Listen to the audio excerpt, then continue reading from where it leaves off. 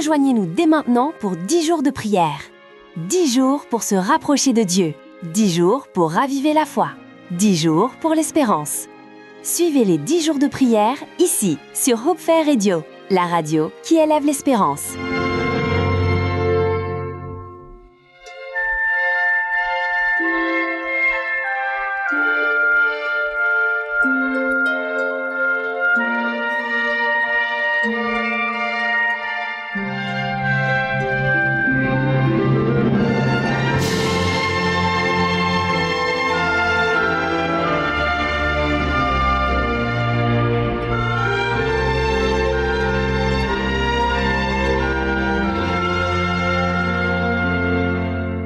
Chers auditeurs, bienvenue sur Hope Fair Radio, la radio qui élève l'espérance et qui nous conduit chaque jour plus près de Dieu. Nous sommes si heureux de vous retrouver pour le jour 2 de nos 10 jours de prière.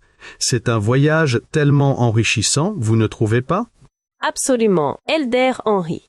C'est une bénédiction de pouvoir se retrouver ainsi chaque jour, de sentir cette connexion, cette unité dans la prière. Et le thème d'aujourd'hui, s'aligner sur les priorités du royaume de Dieu, est vraiment puissant et si pertinent pour nos vies. Tellement pertinent, Sister Julie. Honnêtement, dans le tourbillon de nos vies modernes, avec toutes les sollicitations, toutes les choses qui doivent être faites, il est si facile de perdre de vue ce qui compte vraiment. Le Seigneur nous invite à un examen profond. C'est ce que j'aime dans ce thème. Oui, il s'agit de se recentrer. Avant de plonger dans notre discussion, prenons un moment, juste quelques secondes, pour nous placer humblement dans la présence du Seigneur. Laissons nos cœurs s'ouvrir à sa voix.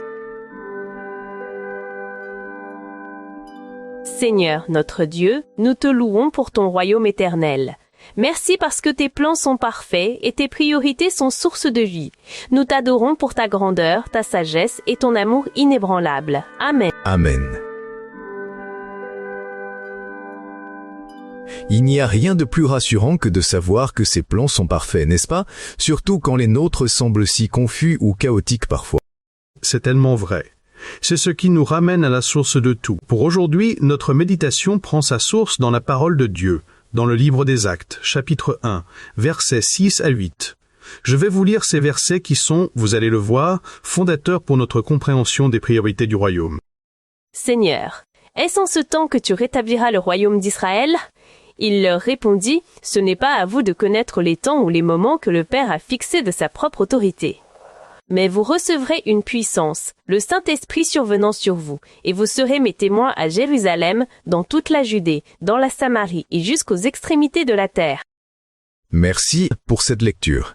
C'est un passage si riche et il nous montre clairement la déconnexion entre les attentes des disciples et la réalité du royaume que Jésus était venu établir. Les disciples, ils posent cette question, « Seigneur, est-ce en ce temps que tu rétabliras le royaume d'Israël ?» Ils pensaient au pouvoir terrestre, à une restauration politique, à un calendrier bien défini. Oui, et c'est tellement humain, n'est-ce pas?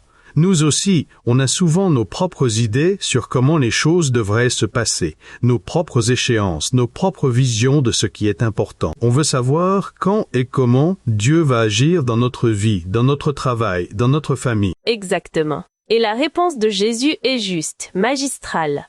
Il ne leur donne pas un calendrier, il ne valide pas leur vision, il les redirige complètement. Il leur dit en substance, ce n'est pas à vous de connaître les temps ou les moments, mais vous recevrez une puissance, et vous serez mes témoins. Il déplace leur focus du quand au quoi et au qui. C'est ça, le cœur du message.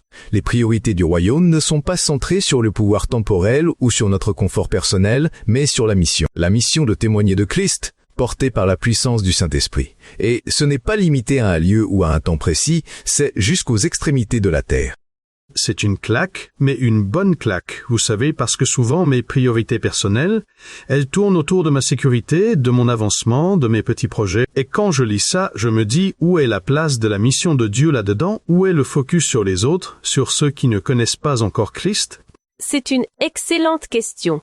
Et je pense que c'est là que réside l'importance de ce moment de confession et de réalignement. Il faut honnêtement se demander où est-ce que mes priorités se sont décalées. Est-ce que ce sont mes ambitions personnelles, mon désir de reconnaissance, ou même juste mon confort qui a pris le dessus sur l'appel à être un témoin? Oui, prenons quelques instants en silence, mes amis, chers auditeurs. Demandons au Seigneur de nous montrer où nos priorités personnelles ne sont pas alignées avec celles de son royaume. C'est un exercice humble, mais essentiel pour grandir. Ne craignons pas ce que le Saint-Esprit pourrait nous révéler. Père céleste, pardonne-nous lorsque nos préoccupations personnelles, nos soucis quotidiens, nos envies égoïstes ont pris la place de ta mission dans nos vies. Pardonne-nous lorsque nous avons cherché notre propre volonté, nos propres chemins, au lieu de nous abandonner entièrement à la tienne. Réoriente nos cœurs, Seigneur. Recentre nos esprits sur ton royaume et sa justice. Nous voulons vraiment que ta volonté soit notre priorité. Amen. Amen. Et ce réalignement, ce n'est pas quelque chose que nous pouvons faire par nos propres forces, n'est-ce pas? On a besoin d'une aide divine, d'une puissance qui vient d'en haut. C'est pour ça que la demande du Saint-Esprit est cruciale dans ce processus. Exactement. C'est le Saint-Esprit qui nous convainc de pécher, qui nous révèle la vérité et qui nous donne la force d'y obéir. Sans lui, nos tentatives d'alignement ne seraient que des efforts humains voués à l'échec. C'est lui qui nous donne la sagesse de discerner les priorités de Dieu. C'est tellement vrai. J'ai souvent essayé de faire mieux par moi-même, de me fixer de bonnes résolutions, et ça ne tient pas longtemps. Mais quand je demande sincèrement au Saint-Esprit de me guider, de me donner un cœur pour ce qui est important pour Dieu, c'est comme si une force intérieure me poussait, une clarté se faisait jour. C'est une expérience réelle. Oui, et c'est cette puissance qui nous équipe pour être des témoins. Le passage d'Acte 1, loi 8 est clair. Vous recevrez une puissance, le Saint-Esprit survenant sur vous, et vous serez mes témoins. C'est une promesse, pas une option. Donc, avec cette compréhension, prions ensemble. Saint-Esprit, viens nous remplir à nouveau aujourd'hui.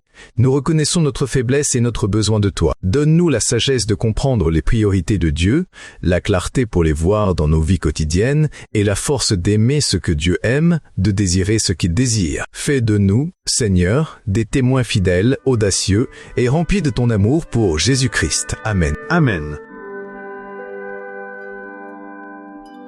Vous voyez, chers amis, le contraste est saisissant. Les disciples pensaient au pouvoir, au temps, au futur selon leurs propres termes. Jésus, lui, pensait à la mission, à l'expansion du royaume par des vies transformées. Il ne leur a pas donné un calendrier détaillé de la fin des temps, il leur a donné une mission éternelle, vous serez mes témoins. C'est une méditation tellement profonde. Être témoin, ce n'est pas juste parler de Jésus. C'est vivre de manière à ce que les autres voient Jésus en nous, dans nos choix, dans la façon dont nous traitons les gens, dans la manière dont nous gérons nos ressources. C'est une vie alignée, qui témoigne de ce que nous croyons. Absolument. Sörk, mais c'est 10 millions et cela signifie concrètement que si nos priorités sont d'abord de chercher notre propre avancement professionnel, d'accumuler des biens ou de passer notre temps uniquement à nos loisirs sans jamais penser à l'impact de nos vies pour le royaume, alors il y a un déséquilibre flagrant. Il faut remettre les choses à leur juste place. Oui, cherchez premièrement le royaume et la justice de Dieu, et toutes ces choses vous seront données par-dessus. C'est une promesse, mais c'est aussi un commandement. Aujourd'hui encore, Dieu nous appelle à placer son royaume au-dessus de nos ambitions personnelles, au-dessus de nos peurs du lendemain, au-dessus de nos plans qui, bien que légitimes, peuvent parfois masquer le plan divin. C'est une question de soumission. La soumission, c'est un mot qui peut faire peur à certains, mais en réalité, c'est la voie vers la vraie liberté. Quand on soumet nos priorités à Dieu, on découvre une paix, une direction que l'on n'aurait jamais trouvée en suivant nos propres voies. Et ça, c'est la beauté du royaume. C'est tellement vrai. Le but n'est pas de nous enlever des choses, mais de nous donner le meilleur selon sa perspective. Alors, pour le reste de cette journée, prions pour une chose essentielle, que les priorités du royaume de Dieu deviennent nos priorités. Que ce ne soit pas seulement une théorie, mais une réalité palpable dans nos cœurs et dans nos vies. Je commence en partageant ma prière personnelle. Seigneur Jésus, je te remets mes priorités personnelles. Toutes ces choses que j'estime importantes, ma carrière, mes projets, même mes relations. Aide-moi à chercher d'abord ton royaume et ta justice dans toutes ces sphères de ma vie. Que mon premier amour soit pour toi et ton plan. Amen. Amen. Père, nous te prions pour nos familles et notre Église.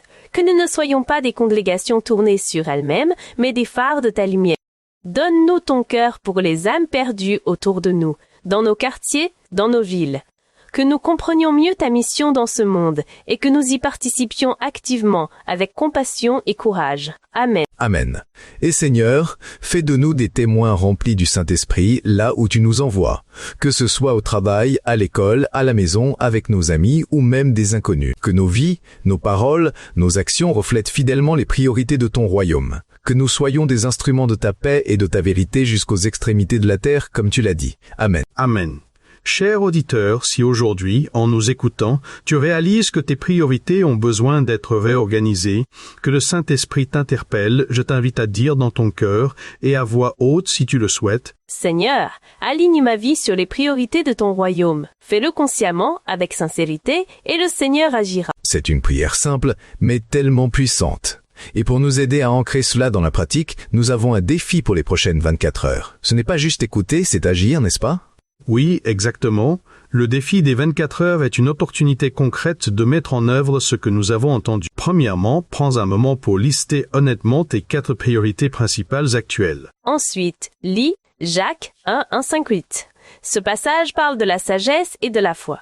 Demande à Dieu cette sagesse, lui qui donne libéralement à ceux qui lui demandent. Demande-lui quelles devraient être ses priorités pour ta vie, à toi, personnellement. Une fois que tu as cette liste, celle de tes priorités actuelles, et celle que tu sens que Dieu te révèle, place cette liste quelque part où tu la verras chaque jour, sur ton miroir, sur ton frigo, au-dessus de ton bureau. Que ce soit un rappel constant de ton engagement à t'aligner. Et enfin, pour te préparer au jour 3, lis Actes 1:1-9-11. C'est la suite directe de notre passage d'aujourd'hui, et ça nous donne une transition magnifique vers la prochaine étape de notre voyage de prière. Ce défi est un chemin vers une vie plus intentionnelle, plus alignée avec le cœur de Dieu. Ne le prenez pas à la légère. C'est un excellent défi, mes amis. Chers auditeurs, merci d'avoir suivi le jour 2 des 10 jours de prière sur Hope Faith Radio, la radio qui élève l'espérance. C'était un moment précieux en votre compagnie. Et avec vous, Sister Julie et Elder John. Merci à vous deux pour cette discussion éclairante. C'est toujours un plaisir et un honneur de partager ces moments. Que Dieu réaligne vos cœurs, vos choix et vos vies selon les priorités de son royaume. Rappelez-vous, sa volonté est parfaite. Oui, et que vous soyez renouvelés dans cette quête du royaume. Nous vous donnons rendez-vous avec impatience pour le jour 3, demain. Que Dieu vous bénisse abondamment, que sa paix et sa direction soient avec vous. Ici, Hope Faith Radio, à très vite.